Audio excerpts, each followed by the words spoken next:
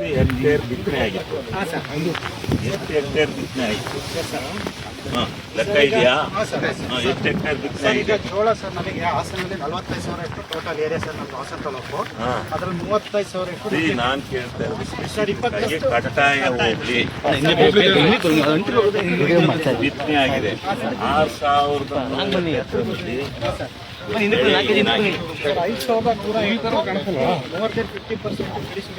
ಬಂದಿದೆ. ಅದಕ್ಕೆ ಇನ್ಶೂರೆನ್ಸ್ ಕಟ್ಟಿದಾರ ರೈತರು? ಇನ್ಶೂರೆನ್ಸ್ ಈ ಸಲ ಹೈಯೆಸ್ಟ್ ಕಟ್ಸಿದ್ದೀವಿ ಸರ್. ಅಲ್ಲ ಹೈಯೆಸ್ಟ್ ಅಲ್ಲ, ಎಷ್ಟು ಹೆಕ್ಟೇರ್ಗೆ ದಾಖಲೆ ಇರಬೇಕು? 12,000 ಹೆಕ್ಟರ್ಗೆ ಕಟ್ಸಿದ್ದೀವಿ. 12,000 ಹೆಕ್ಟೇರ್ ಇನ್ಶೂರೆನ್ಸ್ ಕಟ್ಟಿದಿರಿ?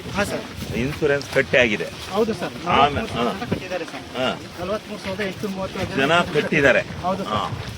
ಆಮೇಲೆ ಅದಕ್ಕೆ ಅವ್ರು ಬಂದಾರ, ಇವರು ಇನ್ಶೂರೆನ್ಸ್ ಕಂಪನಿಯವರು ಯಾರು? ಬಾರಪ್ಪ ಇಲ್ಲಿ ಹರೀಶ್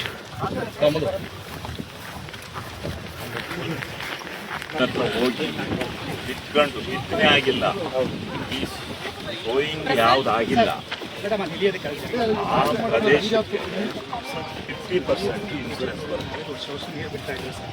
ನಾವು ಈಗ ಏನು ಇಮಿಡಿಯೇಟ್ ಆಗಿ ಬೆಳೆನೇ ಬರದಲೇ ಹೌದು, ಅದನ್ನ ನಾವು ಫಸ್ಟ್ ಕೊಡ್ಬೋದು. ಇನ್ಶೂರೆನ್ಸ್ ಕಂಪನಿ ಹತ್ರ ಕೊಡ್ಬೋದು.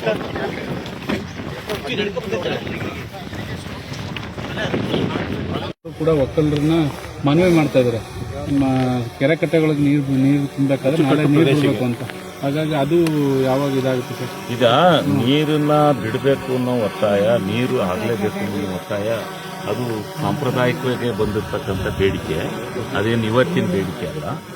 ಆದರೆ ಈ ಸಾರಿ ಲಭ್ಯತೆಯ ಆಧಾರದ ಮೇಲೆ ಏನೋ ಇಲ್ಲವೇ ಇಲ್ಲ ಪೂರ ಅನ್ನೋದಕ್ಕೆ ಒಂದು ಸ್ವಲ್ಪ ನೆನ್ನೆ ಆ ಕಡೆ ಭಾಗಕ್ಕೆ ಮಳೆ ಆಗಿ ಸ್ವಲ್ಪ ನೀರು ಬಂದಿದೆ.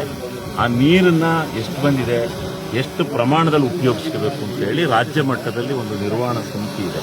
ಮುಖ್ಯಮಂತ್ರಿಗಳಿರ್ತಾರೆ, ನಮ್ಮ ಮಿನಿಸ್ಟರ್ ಜಲಸಂಪನ್ಮೂಲ ಸಚಿವರಿರ್ತಾರೆ, ನಾವಿರ್ತೀವಿ, ಜಿಲ್ಲಾ ಉಸ್ತುವಾರಿ ಸಚಿವರುಗಳು, ಶಾಸಕರಿರ್ತಾರೆ. ಆ ಸಭೆಯಲ್ಲಿ ಒಂದು ನಿರ್ಣಯನ ತಗೋತೀವಿ. ಆ ನಿರ್ಣಯ ತಗೊಂಡಾದ್ಮೇಲೆ ನಾವು ಇಲ್ಲೆಲ್ಲ ಆಶ್ವಾಸನೆ ಭಾಷಣ ಮಾಡಿ ಹೋಗ್ಬೋದು. ಆಮೇಲೆ ನಾವಿಲ್ಲೊಂದು ಭಾಷಣ ಮಾಡಿ ಅಲ್ಲಿ ಹೋಗ್ಬಿಟ್ಟು ಇಲ್ಲಪ್ಪ ಈ ಸರಿ ನಾವು ಈಗಾಗಲೇ ಸರ್ಕಾರ ಬೆಳೆ ಹಾಕಬೇಡಿ, ಅಲ್ಪಾವಧಿ ಬೆಳೆ ಹಾಕಿ ಇದು ಮಾಡಿ ಏನು ಹೇಳ್ತಾರೆ ನೋಡೋಣ. ಸರ್ಕಾರ ತೀರ್ಮಾನ, ನಮ್ಮೊಬ್ಬರ ತೀರ್ಮಾನ ಅಲ್ಲ. ಸ್ವಲ್ಪ ನೀರು ಬಂದಿದೆ, ಇನ್ನೂ ಏನಾರ ಬರುತ್ತಾ, ಭಗವಂತ ಏನಾರ ದಯಮಾಡಿ ಬಂದ್ರೆ ನಿರೀಕ್ಷೆ ಇದೆ ಅಂತ ಕಾಣುತ್ತೆ. ಈಗೆಲ್ಲ ಹವಾಮಾನ ವರದಿ ಪ್ರಕಾರ ಮುಂದಿನ ವಾರ 8 ಡೇಸ್ ಮಳೆ ಇದೆ ಅಂತೇಳಿ ಹೇಳಿದ್ದಾರೆ. ಅವಾಗ ಬಂದು ಡ್ಯಾಮ್ ತುಂಬಿತು ಅಂದ್ರೆ ಯಾರನ್ನೂ ಹೇಳಂಗಿಲ್ಲ, ಕೇಳೋಕ್ಕಿಲ್ಲ, ನೀರು ಬಿಡ್ತಾ ಇರ್ತಾರೆ. ಈಗೇನು ಮಾಡುತ್ತೆ ಅಂದರೆ ನಮ್ಮದು ಇಕ್ಕಟ್ಟಿದೆಯಲ್ಲ, ಮಡ್ರಾಸಿ ನೀರು ಕೊಡಲೇಬೇಕು. ನಮ್ಮ ಹತ್ರ ನೀರಿಲ್ಲದೆ ಇದ್ರೂ ಕೊಡಬೇಕು ಅಂತ ಆದೇಶ ಇರ್ತವೆ. ಇವೆಲ್ಲ ಅಂತಾರಾಜ್ಯಗಳ ಸಂಬಂಧ, ಒಂದು ನಿಬಂಧನೆ ಇರುತ್ತೆ. ಇದನ್ನೆಲ್ಲ ನಾವು ಮಾಡ್ಕೊಂಡು ಹೋಗ್ಬೇಕಲ್ಲ, ನಾವು ಬಗೆಹರಿಸಕ್ಕೆ. ಎರಡನೇ ದಿನದ ಬರದ ಅಧ್ಯಯನದ ಬಗ್ಗೆ ಪ್ರವಾಸ ಮಾಡ್ತಿದ್ರಿ, ಜಿಲ್ಲೆಯಲ್ಲಿ ಹೇಗೆ ಅನ್ನಿಸ್ತು ಸರ್? ಈಗ ಜಿಲ್ಲೆನಲ್ಲಿ ನಾವು ನಿನ್ನೆ ಚನ್ನರಾಯಪಟ್ಟಣದಿಂದ ಹೊಳೆನರಸೀಪುರ, ಅಕ್ಕನಗೂಡು ಮೂರನ್ನು ನಾವು ನೋಡ್ದು. ಬಿತ್ತನೆ ಆಗಿಲ್ಲ. ಆಮೇಲೆ ಬಹಳಷ್ಟು ಸುಮಾರು 75% 80% ಬಿತ್ತನೆ ಆಗಿಲ್ಲ. ಬಿತ್ತನೆ ಆಗದೆ ಇರುವಂತ ಈ ಸಂದರ್ಭದಲ್ಲಿ ನಾವು ಅವರು ಇನ್ಶೂರೆನ್ಸ್ನ ಕಟ್ಟಿರ್ತಕ್ಕಂಥ ರೈತರುಗಳಿಗೆ ಮೊದಲು 25% ಪರಿಹಾರನ ಅವ್ರಿಗೆ ತಾತ್ಕಾಲಿಕ ಪರಿಹಾರವಾಗಿ ಕೊಡಬೇಕು. ಆ ಕೊಡುವಂಥ ಕಾರ್ಯಕ್ಕೋಸ್ಕರ ಈ ಕಾರ್ಯಾಚರಣೆ ಮಾಡ್ತಾ ಇದ್ದೀವಿ. ಒಂದನೇದು ಬಹಳ ಮಟ್ಟಿಗೆ ಆಗಿಲ್ಲ, ಬಿತ್ತನೆ ಆಗಿಲ್ಲ. ಅದರಿಂದ ಬರ ಅಂತೇಳಿ ಡಿಕ್ಲೇರ್ ಮಾಡಿಸ್ಬೇಕಲ್ಲ, ಅದಕ್ಕೆ ಒಂದು ಗೈಡ್ಲೈನ್ಸ್ ಇದೆ, ಒಂದು ನಿಯಮಾವಳಿ ಇದೆ. ನಿಯಮಾವಳಿ ಪ್ರಕಾರ ಜಿಲ್ಲಾಧಿಕಾರಿಗಳ ನೇತೃತ್ವದಲ್ಲಿ ಇಡೀ ರಾಜ್ಯದಲ್ಲಿ ಅಧ್ಯಯನ ಮಾಡಿ ಡಾಟ್ನ ಡಿಕ್ಲೇರ್ ಮಾಡೋದು ನಾವಲ್ಲ, ರಾಜ್ಯ ಅಲ್ಲ, ಕೇಂದ್ರ ಸರ್ಕಾರ ಡಾಟ್ ಡಿಕ್ಲೇರ್ ಮಾಡೋದು. ನಾವು ವರದಿ ಕೊಡಬೇಕು. ಇದಕ್ಕೆಲ್ಲ ಪೂರಕವಾದಂಥ ದಾಖಲಾತಿಗಳನ್ನು ಕೇಂದ್ರ ಸರ್ಕಾರಕ್ಕೆ ಕಳಿಸ್ಕೊಡ್ಬೇಕು. ಆ ಕೇಂದ್ರ ಸರ್ಕಾರ ಡಾಟ್ ಅಂತ ಡಿಕ್ಲೇರ್ ಮಾಡಿದ ಮೇಲೆ NDRF ಗೈಡ್ಲೈನ್ಸ್ ಅಂತ ಒಂದಿದೆ. ಆ NDRF ಗೈಡ್ಲೈನ್ಸ್ ಪ್ರಕಾರ ಮತ್ತೆ ರೈತರಿಗೆ ಯಾವ ರೀತಿ ಪರಿಹಾರನ ಕೊಡಬೇಕು ಅಂತಕ್ಕಂಥ ನಿರ್ಣಯವನ್ನು ತೆಗೆದುಕೊಳ್ತಕ್ಕಂಥದ್ದು ರಾಜ್ಯ ಮತ್ತು ಕೇಂದ್ರ ಸರ್ಕಾರಗಳ ಎರಡು ಜಂಟಿ ಸಮೀಕ್ಷೆಯಲ್ಲಿ ಆ ನಿಯೋಗದಲ್ಲಿ ತೀರ್ಮಾನ ಆಗುತ್ತೆ. ಅದಕ್ಕೋಸ್ಕರ ಈಗ ನಾವು ಕೇಂದ್ರ ಸರ್ಕಾರ ಮೊದಲು ಯಾರು ಬೆಳೆನೇ ಬಿತ್ತಿಲ್ಲ, ಯಾರು ಇನ್ಶೂರೆನ್ಸನ್ನು ಕ್ಲೈಮ್ ಮಾಡಿದ್ದಾರೆ. ಅವ್ರಿಗೆ ಮೊದಲನೇದಾಗಿಯೇ ಅವ್ರಿಗೆ ಪರಿಹಾರ ಕೊಡಿಸ್ತಕ್ಕಂಥದ್ದು, ಯಾರು ಬೆಳೆನ ಬಿತ್ತಿ ನಾಶ ಆಗಿದೆ ಅವ್ರಿಗೆ ಇನ್ಸೂರೆನ್ಸನ್ನು ದೊಡ್ಡ ಪ್ರಮಾಣದಲ್ಲಿ ಕೊಡಿಸ್ತಕ್ಕಂಥದ್ದು ಈ ಕೆಲಸ ಒಂದು ಕಡೆ.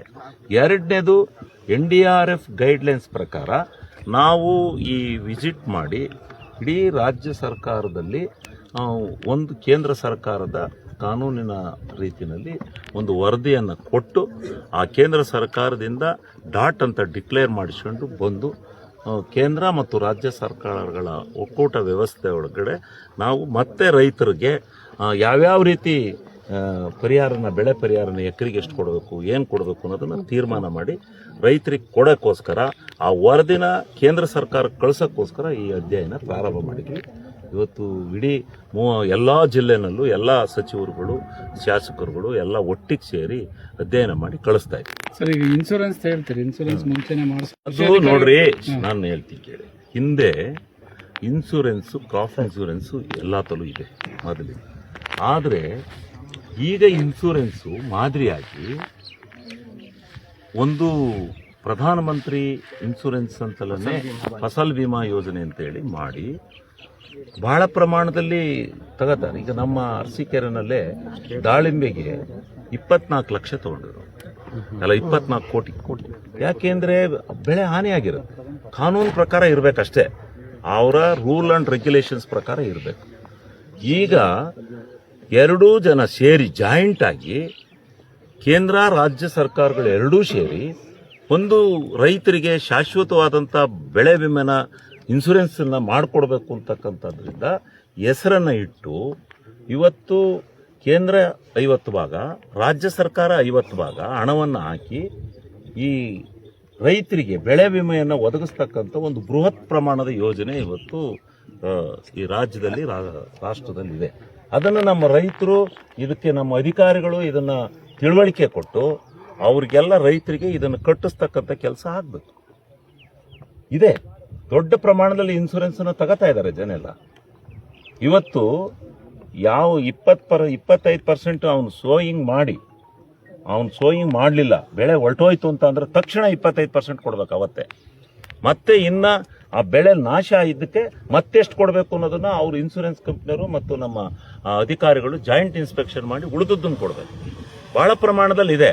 ನಮ್ಮ ರೈತರು ಇದನ್ನ ಉಪಯೋಗಿಸ್ಕೊತಾ ಇಲ್ಲ, ಇದನ್ನ ಉಪಯೋಗಿಸ್ಕೋಬೇಕು. ಈ ಯಾವಾಗ ತಲುಪುತ್ತೆ ಸರ್? ಮೊದಲನೇ ಹಂತದ್ದು ಸ್ಟಾರ್ಟ್ ಆಗ್ಬೇಕು. ಈಗ ಹೋಗಿದೆಯಲ್ಲ, ಈಗ ನೋಡ್ತಾ ಇದೀವಲ್ಲ, ಬೆಳೆನೇ ಬಿತ್ತನೆ ಆಗಿಲ್ಲ, ಬೆಳೆ ಹುಟ್ಟೇ ಇಲ್ಲ ಅಂತ ಅಂದ್ಮೇಲೆ ಅದಕ್ಕೆ ಇನ್ಸೂರೆನ್ಸ್ ಕೊಡ್ಲೇಬೇಕಲ್ಲ. ಈಗ ಫಸ್ಟ್ 25 ಕೊಟ್ಬಿಡ್ತಾರೆ. ಆಮೇಲೆ ಮತ್ತೆ ಎಷ್ಟು ಪ್ರಮಾಣದಲ್ಲಿ ಬೆಳೆ ನಾಶ ಆಯ್ತು, ಹೆಂಗಾಯ್ತು, ಏನಾಯ್ತು ಅಂತ ವೆರಿಫಿಕೇಶನ್ ಮಾಡಿ ಮತ್ತೆ ಕೊಡ್ತಾರೆ. ಎರಡನೇ ಹಂತದ್ದು ನಾಳೆ ನೀರು ಬಿಡಿ ಅನ್ನೋದು ಇಲ್ಲಿನ ಸಾಕಷ್ಟು ರೈತರ ಆಗ್ರಹ ಸರ್. ಯಾಕಂದ್ರೆ ಈ ಸ್ಥಳೀಯ